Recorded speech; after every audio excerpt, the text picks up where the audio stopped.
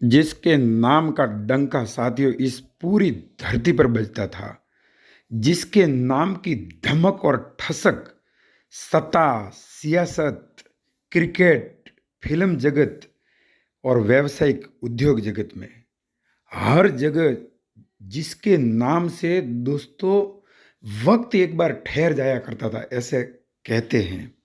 लेकिन साथियों, कहते हैं कि इंसान मजबूत नहीं होता, उसका वक्त मजबूत होता है। 14 नवंबर के दिन मुंबई के एक कोकिलाबेन अस्पताल के एक कमरे में एक शख्स जो कभी इस धरती की शान हुआ करता था, इस पूरे पृथ्वी ग्रह के सबसे चर्चित नामों में से एक शख्स गुमनामी के अंधेरों में इस संसार से रुखसत हो गया। दोस्तों, जीवन कितना क्षणभंगुर है। अगर अपन को कभी किस बात का घमंड हो जाए, थोड़ा बहुत किसी भी बात का, रंग का, रूप का, धन का, जमीन का, बिजनेस का, दुकान, होटल या किसी भी बात का, तो साथियों मेरी ये कहानी आप सबके अंतर्मन को झकझोर देगी। दोस्तों, साथियों, दो घटनाएं मेरे जहनो दिल में आ रही है जिनका मैं जिक्र करना चाहूँगा। मुझे याद आता है 2003-4 का वो समय जब एक ऐसी शादी हुई दोस्तों, जिसमें हेलीकॉप्टर, हवाई जहाज, शिप जैसे ऑटो रिक्शा की तरह इस्तेमाल किए गए थे। और नज़ारा ऐसा था कि एक बार तो जैसे पूरा धरती का माहौल थम सा गया था। और उस शादी में आप यकीन नहीं मानेंगे दोस्तों, सदी के महानायक, हिंदुस्तान के सबसे बड़े फिल्म सुपरस्टार अमिताभ बच्चन अपने पूरे परिवार के साथ बारात में नाच रहे थे। सोचना साथियों, अमिताभ बच्चन अपने पूरे परिवार के साथ बारात में नाच रहे थे और हिंदुस्तान के प्रधानमंत्री, जबकि उनके घुटने उस समय खराब थे, लेकिन तो भी मंच पर चढ़कर वर वधु को आशीर्वाद दे रहे थे। देश और दुनिया का ऐसा कोई बड़ा व्यक्ति नहीं बचा था जिसकी गिनती बड़े लोगों में हो और वो उस शादी में लखनऊ न पहुंचा हो। करीबन 2500 मुख्यमंत्री, पूरी केंद्र सरकार और पूरी यूपी सरकार वहां थी और लोकसभा, राज्यसभा और सभी राज्यों की विधानसभाओं के मेंबर शायद ही कभी एक साथ इतने कभी जुटे हो। लेकिन साथियों, वो इंसान जिसकी इतनी धाक थी, एक समय में दोस्तों अंबानी ग्रुप और टाटा ग्रुप, बिड़ला ग्रुप, ये भी जिनके मतलब उनके नाम के लग रहा था कि ये अब उनसे भी बड़े हो गए हैं, ये भी उनसे पीछे रह गए थे, ऐसा आभास हो रहा था। मैं सब ये साथियों क्यों कह रहा हूँ? क्योंकि मैंने इन चीज़ों को दिल से महसूस किया है। छोटी छोटी बातों पे लोग घमंड करते, कोई छोटा सा प्लॉट कहीं पे ले ले, कोई खेत ले ले या छोटा सा व्हीकल कोई ले ले तो भी घमंड करते हैं। तो आप सोचिए साथियों, मैं उस शख्स की बात कर रहा हूँ जिसके परिवार की शादी में हिंदुस्तान के लगभग सारे मुख्यमंत्री, पूरी भारत सरकार, कैबिनेट मंत्री, प्रधानमंत्री तक, अटल बिहारी वाजपेयी साहब तक, और सब सारे के सारे बड़े सुपरस्टार बॉलीवुड के और सारे के सारे क्रिकेट के खिलाड़ी बड़े बड़े। और मुझे याद है कि करीबन 10 साल तक तो भारतीय क्रिकेट टीम, 10 साल से भी ज़्यादा समय तक भारतीय क्रिकेट टीम उसके नाम की जर्सी पहनती थी, वो स्पॉन्सर्ड थे। वो जब दोस्तों चलते थे ना, तो एक बार की तो पत्रकार आम लोग भी, खास लोग भी, हर कोई, उनकी महफिलें, उनकी अदा और उनका जो जलवा था, न भूतो न भविष्य थी। लेकिन साथियों, कहते हैं कि इज्जतें, चाहते, उल्फतें, मोहब्बतें, नफरतें, सब कुछ इस दुनिया में सदा रहता नहीं। दोस्तों, सब कुछ, बुलंदी का सफ़र सदा नहीं रहता है या असफलता भी सदा नहीं रहती है। समय परिवर्तनशील है। और जो इंसान कभी इस धरती, पृथ्वी नामक ग्रह के सबसे धमकदार, धाकदार लोगों में से था, वो धीरे धीरे कैसे, और 14 नवंबर के दिन अंधेरे, गुमनामी के अंधेरे में इस संसार से वो रुखसत हो गया। यश, या अपयश, वो सब अलग बातें हैं। लेकिन दोस्तों, ये एक समय साइकिल पर घूम घूम कर नमकीन बिस्किट बेचते थे वो। लेकिन वहाँ से उनका सफ़र शुरू होता है। एक लम्ब्रेटा नाम का स्कूटर आता था, उन पे बैठ के बिस्किट नमकीन बेचने वाला वो शख्स अपने दिमाग, अपनी मेहनत, हुनर और व्यावसायिक समझ के बुत्ते एक समय तो दोस्तों आज के अंबानी, अडानी और टाटा से भी ज़्यादा शक्तिशाली दिखने लगा था। लेकिन वक्त बदला। अपनी शक्ति और साम्राज्य के विस्तार में एक कदम में सहारा, मैं बात कर रहा दोस्तों सुब्रत राय की, उस शख्स का नाम था सुब्रतो राय, शख्सियत बल्कि। एक कदम उनका ऐसा रहा और उसमें ऐसे फंसे सहारा श्री उनको कहते थे कि अंत तक वो एकदम बेसहारा और लाचार हो गए। और उसी लाचारी की स्थिति में वो 14 नवंबर 2023 को इस दुनिया से विदा भी हो गई। दोस्तों, उन्होंने कभी सपने में भी नहीं सोचा होगा कि एक आम आदमी, रोशनलाल नाम का एक आम आदमी जो इंदौर का रहने वाला था, उसकी इतनी जगमगाती हुई दुनिया को बेनूर और कम रोशन कर डालेगा। किस्सा दोस्तों ये हुआ था 2009 में सहारा ने अपनी रियल इस्टेट कंपनियों के नाम से बॉन्ड जारी किए। करीबन 3 करोड़ लोगों ने इन बॉन्ड्स को सब्सक्राइब किया और करीबन 24,000 करोड़ रुपए सहारा ने इन बॉन्ड्स से जुटाए। इन बॉन्ड्स को जारी करने में कहते हैं ऐसा कि सहारा सेबी द्वारा स्थापित नियम कानूनों की पालना नहीं हुई। फिर दोस्तों बात ऐसे बढ़ती है, रोशनलाल नाम के एक व्यक्ति ने सहारा की शिकायत नेशनल हाउसिंग बैंक कॉरपोरेशन में कर दी। तो नेशनल हाउसिंग बैंक ने सहारा कंपनी को एक नोटिस भेजा। तो सहारा ने जवाब ये दिया कि ये तुमसे रिलेटेड मामला नहीं है, बैंक वालों को दुत्कारा। अगर किसी को पूछने का हक भी बनता है तो वो सेबी है, तुम इसमें अपनी नाक मत घुसेड़ो।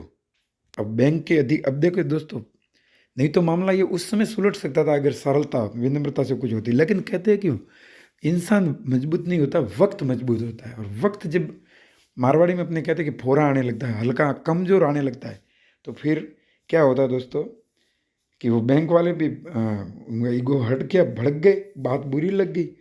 उन्होंने रोशनलाल की चिट्ठी और उस पर सहारा के जवाब को अपनी टिप्पणी और जांच के आग्रह के साथ सेबी को भेज दिया।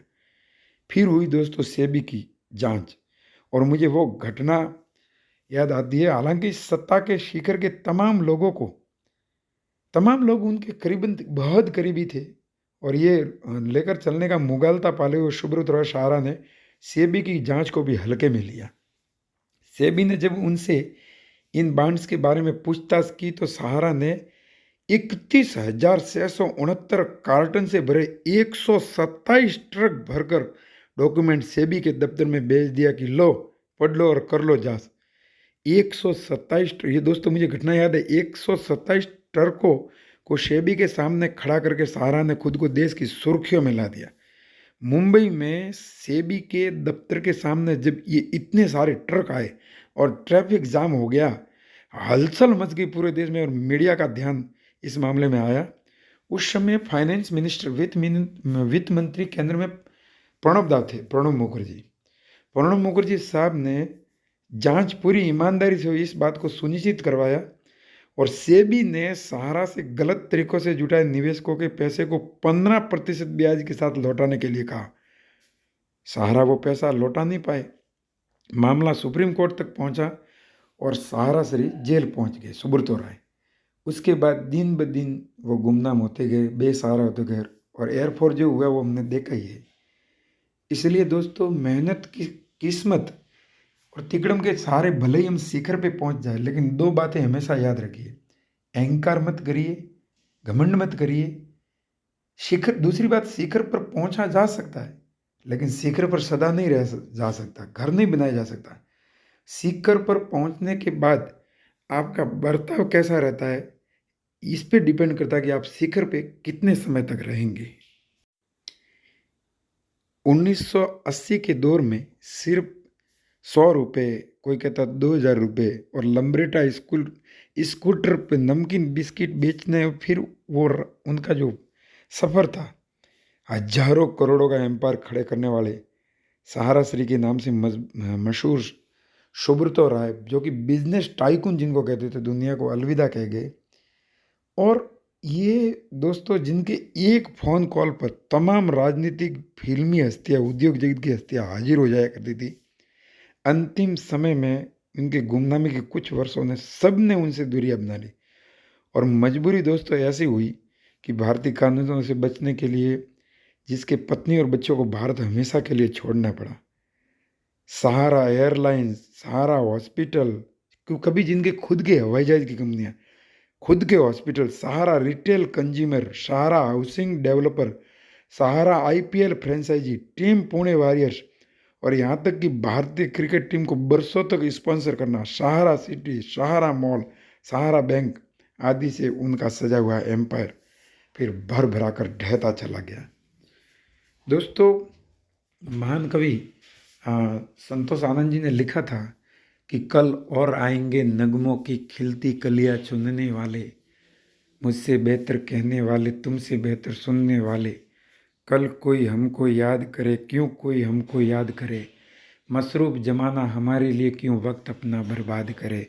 ये बात याद रखनी चाहिए दोस्तों कि मैं पल दो पल का शायर हूँ, पल दो पल मेरी कहानी है। इस पृथ्वी पर दोस्तों कैसे कैसे लोग आए, मुझे याद है अपने कहते हैं कि राजा नल और नीर, हजार हाथियों के हिंडोले झूलने वाले राजा नल और नीर, वो भी खो गए।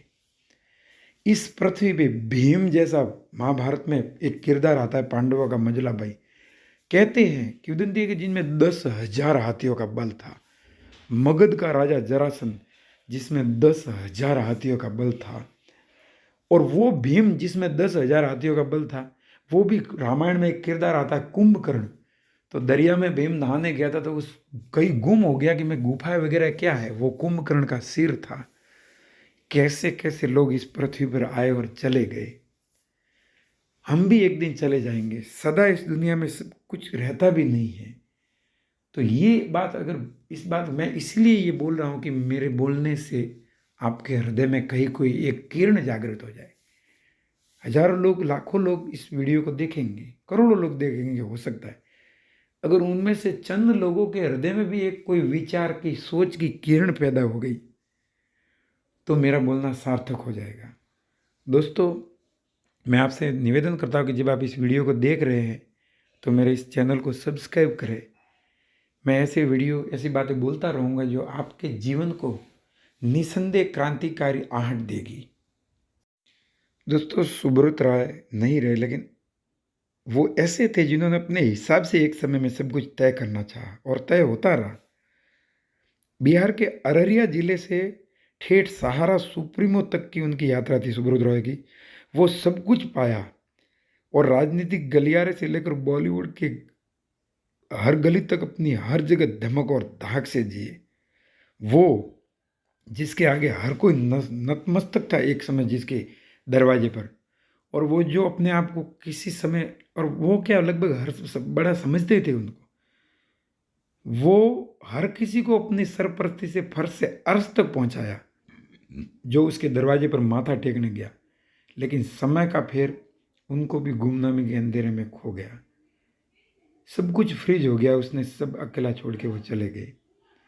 इसलिए दोस्तों कहा गया है कि स्थायी कुछ भी नहीं है, न तुम, न तुम्हारा धन, न तुम्हारी धमक, सब कुछ इस धरती पर परिवर्तनशील है। मेरे से बोलने में कोई त्रुटि हुई हो तो साथियों क्षमा करें। अंत में साथियों कहना चाहूँगा कि बड़े बड़े चक्रवर्ती सम्राट भी चले गए, बड़े बड़े कैसे कैसे सुंदर हीरो थे, कैसी अभिनेत्रियाँ सुंदर सुंदर थी, आज कहाँ है वो। ये शरीर आज है, कल नहीं रहेगा। तो इससे पहले कि मरे, कुछ अपने भीतर जागृत हो जाए, तब मेरा बोलना सार्थक हो गया। जय हिंद, जय भारत।